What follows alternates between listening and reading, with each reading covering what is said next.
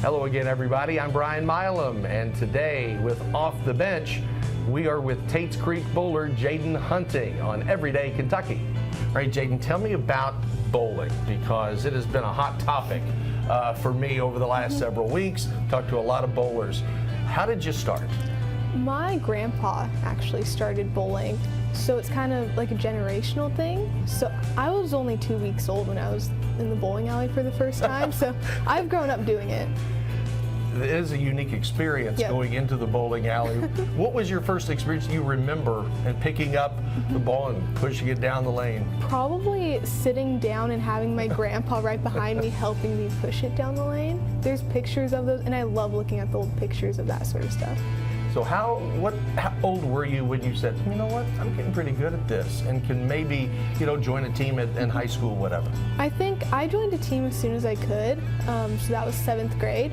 So I've bowled for 2 different high schools, so I have 2 different letters for 2 different high schools.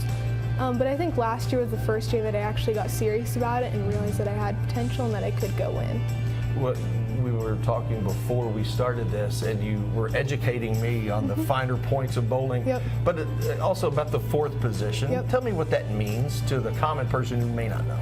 So that means that there's Baker teams. So you have 5 different people, and they each bowl 2 frames. So usually I'm in 4th. You can change it around, but I'm usually in 4th. So I bowl the 4th frame and the 9th frame.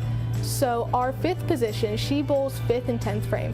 So my job is to get a strike or a spare to set her up to strike so we can get the most amount of pins possible. See, that's, again, getting educated on Everyday Kentucky about things I promise 99% of you had no clue about. Well, something else that people don't know is something else that you do about showing horses. Walk me through that. I show miniature horses and Shetland ponies. So I like to drive them. That's the main thing that I do, but we also jump them and we show them in halter, which is they're judged on their conformation, so like which one's the prettiest. And then we have obstacle. There's just a lot of different things you can show them in. How did you get into that? If you were born in a bowling alley, how did you get born? Well, I was also kind of born in a barn.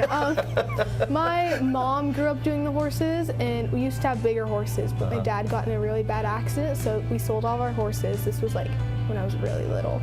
And my mom told my dad, she's like, I can't live without horses. So we got the miniature horses. So how did that relationship grow with the horses where, I assume they come right up to you because they know you, but to show them that there's an art in that, is there not? Yeah, there definitely is. I think some trainers have the idea where they don't want to touch their horses because they want them as hot as possible. I personally want a bond with my horse, and I want them to be able to trust me. Because if they don't trust me, then if an accident happens, how am I supposed to calm them down if they don't know me? So what's the next step that you take with that, with showing horses? Because you're a teenager now, is this something you can do for the rest of your life and enjoy doing? I want to start my own farm, and I want to breed horses. So what I'll probably end up doing is going to college and having a couple horses and sending them to trainers, so I can basically just show up to shows, show my horse, and then go home. Thank you very much for joining us today. Fascinating what we learn about our student athletes. This has been Off the Bench on Everyday Kentucky. We'll see you next time. Off the Bench is brought to you by Breaking Trail Beef Jerky. Discover your trail.